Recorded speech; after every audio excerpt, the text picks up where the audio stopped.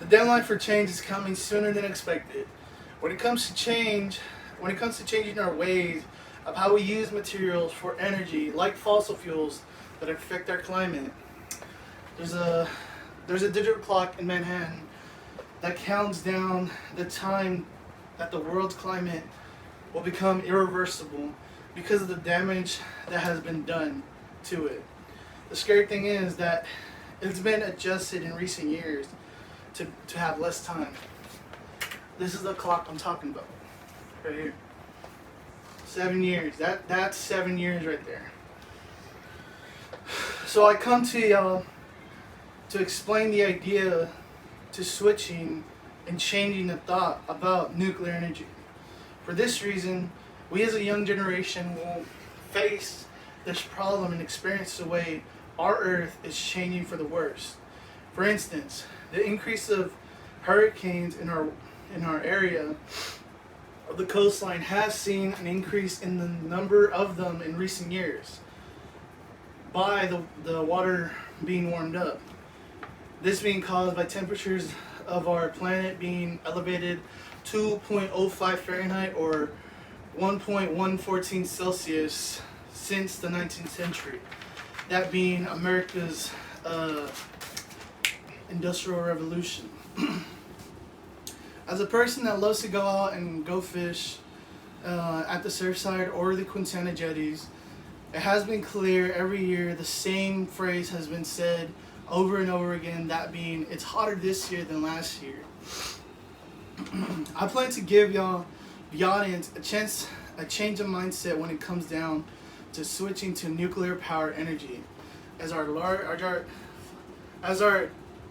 next largely used source of energy, by refuting certain misinformations that a lot of people walk around nowadays believe in. For instance, a lot of people still believe, the majority of society thinks that nuclear energy is negative or not supported at all. People still believe that solar panels are the safest way for renewable energy. And nuclear power is harmful to the environment around you. Imagine for a second that you're in the year 2040 and smog has become the new norm for us in America, for major cities and some in rural parts of the countryside. And also, put in hot weather, tides rising, and coastal weather seeing more hurricanes, tropical storms, every season almost becoming a fully yearly thing. One myth that people believe in is that the opinion of nuclear power energy is majority negative still after many years. But that is a change in idea that has been growing to be supported by people learning about nuclear energy and the improvements of it. Support in a society, forget that part. In a study, they surveyed people in Europe and America and found that over the years, public sentiment over nuclear energy has been rising to be positive. The reason for the increase, or the gradual increase in opinion, was because more people started to educate themselves about nuclear energy. As stated in the article, the feasibility of nuclear renaissance. Trends show correlation between amoralization and sentiment and education. Amoralization, for some that aren't familiar with the word, is the act of improving something. These improvements would be models for nuclear power plants to be improved, how waste is handled better, the improvements of research scientists and engineers have gone over the years. With knowing this, people have seen much more open and supportive of the idea of nuclear energy.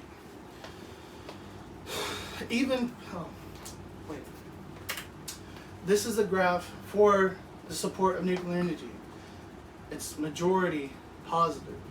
Still, there is the opposing side that still are negative and don't want nuclear energy, but they're rethinking it. Even people on the opposing side of nuclear energy have considered the risk and benefit of the renewable energy source. The negative sentiment for the energy source comes from the events that happened in Chernobyl and in Fukushima, where the power plants failed and leaks of the power plants started to happen and go into the waters and to the land. The opposers are now considering the avenue because of the benefits that come from nuclear power. Those being a reliable source of energy and reducing the amount of emissions per year that we use. As quoted from the same article as before, even when nuclear accidents such as Fukushima Daiichi accident are taken into account, people increasingly believe that nuclear power or nuclear energy usage has more benefits than risk.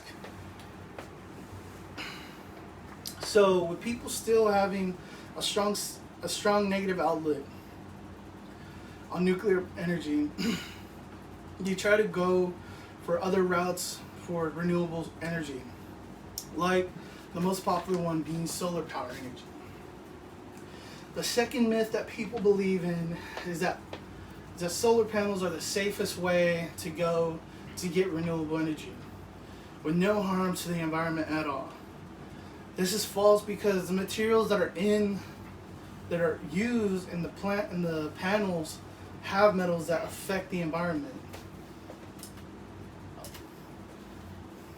These are like solar panels abandoned, and this is in India, where solar panels are pretty much, after being collected from here, they're going to landfills and polluting the whole area because of the material in it. And this is harmful for people and the environment. It has been shown that solar panels have certain metals in them that are dangerous to the environment when they aren't properly recycled and contained. The most common and cheap solar panel for a person to buy for their home is a solar panel that is made up of polycrystalline silicon or multicrystalline. With this type of panel being so cheap, people are more prone to getting this type of panel. This is dangerous for people and the environment because the metals contained in the panels are cancerous when in a landfill or around people, if not, contained properly. As shown in this article, the polycrystalline silicon PV module had the highest cancer potential for freshwater and seawater and natural soils. This gives a new light to solar panels and their credibility of being the safest way to get renewable energy with no after effects. This is the material that they're using. They get refined to a rock, then get pressed down to being this wafer type stuff, that are going to panels like a little rectangle. So another point to give out about solar panels and their dangers is the lack of technology. Furthermore, this is a quote. Furthermore, PV technology needs to be developed to reduce the content of toxic metals and to displace them with non-toxic materials. So, the lack of technology to swap out and exchange for the hazardous metals isn't developed yet, or is in the frameworks to get developed. This in some ways replaces a problem with another much more difficult problem to handle. And these are the health effects for PV silicon. And pretty much if you get this in your lungs, this is when it's airborne. The crystals break up into fine dust, go into somebody's body, and cause all these effects, most likely death, because there's no treating for this type of metal in somebody's lung. And showing the ugly part of the most popular form of renewable energy, it it makes a person reconsider their benefits for a second. On the other hand, nuclear energy, just listen to this, one of the most disliked forms of renewable energy, has a surprising part to it that most people wouldn't think of. That is, it has the least impact on the environment. This is important for us as a generation. Many people will still point out that the environment is at danger with nuclear power around, but this belief, like others before in this speech, is false. And the reality is that nuclear energy is barely affecting the environment. Now this shows, I'm going to talk about this later, but this shows how much emissions of CO2 gases have been avoided with nuclear power. Here's solar, right here, the most popular one, but here's nuclear. Doubling, even adding up all these would barely fit with the amounts that nuclear power has avoided using CO2 or emits CO2. When it comes to nuclear energy, it does make emissions, but it has a limit. It has limits when it comes down to how much emissions are being made. The emissions of CO2 related gases like fossil fuels that are made from fossil fuels. So the only time the emissions are present are during the building process of nuclear power plants. As shown from the article that is about nuclear sustainability, nuclear power does not contribute notably to global warming because nuclear power plants do not emit greenhouse gases like CO2 gases during operations, although these are parentheses or quoted in there. Although some CO2 emissions are associated with plant phases of the life cycle of nuclear power plants. In the end, during the operation of the nuclear power plant, it is shown that the CO2 emissions when in operations are not notable for the environment to be affected. Also, the plants have a long life being up and running because the lifespan of these power plants is usually over 20 years. This would help rural and urban areas that might be affected by climate change. Both areas would most likely have reduced smog and air quality would go up or improve over time because of the reduced use of fossil fuels that emit CO2 gases into the environment. Also, the sustainability of nuclear energy would come to these parts listed and even help some countries that are industrialized or developing. Since nuclear power or nuclear energy is around, sustainable energy will be available for everyone. As stated by Mark A. Rosen and Abraham Dinser, use of nuclear energy can help reduce the environmental damage, contribute to sustainability in rural urban areas, and in both developing and industrial countries. Finally, the other ways that nuclear power plants or nuclear power will help the environment instead of harm it is the amount of gases, in this case, greenhouse gases, the power plants will avoid using. These amounts are going to be in the tons. In Doofy's words and research, in the over 400 nuclear power plants operation worldwide today avoids annual emissions of nearly 2 billion tons of greenhouse gases. This was in 2008. So imagine if we put way more power plants, the amount that we would avoid of CO2 would be so much more.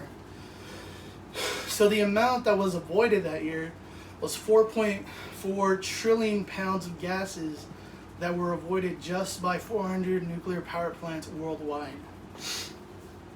So in short, nuclear energy has so much potential to change the future and the future generations to come. We as a society and a generation needs to educate ourselves so that the fear of nuclear energy don't make us pass on an offer that we have right now. Keep in mind, after this speech, that nuclear energy has proven to reduce fossil fuels emissions from the atmosphere and has barely any effect on the environment. The most popular renewable source of energy, that being solar energy, has problems in itself that aren't dealt with right now because of the lack of technology to replace and recycle the cancerous metals in the panels. Finally, don't believe that you're the only one in support of nuclear energy, because in reality there's so many more people in support of nuclear energy nowadays. And even the opposers are coming around and start to get into the nuclear power plant energy support too, because of the risk and benefits in it. So nuclear power or nuclear energy isn't a bomb waiting to go off and shouldn't be pushed away. There's so much potential in the environment's health and recovery with nuclear energy being accepted as a main energy source. With the addition of excess energy and sustainability, it'll improve not just the environment, but our lives too, in so many different ways. Let's be the ones to support nuclear energy and advocate for it, because in the direction we are in right now, we don't have many years to go. Until climate change is a certain way that it's not reversible. Educate yourselves, friends, family, anyone that's fearful of nuclear energy, because this might be the only way out of the situation that we're in. Let's make change, so that the future generation will label us as a generation that saves the earth. Save the earth. Thank you.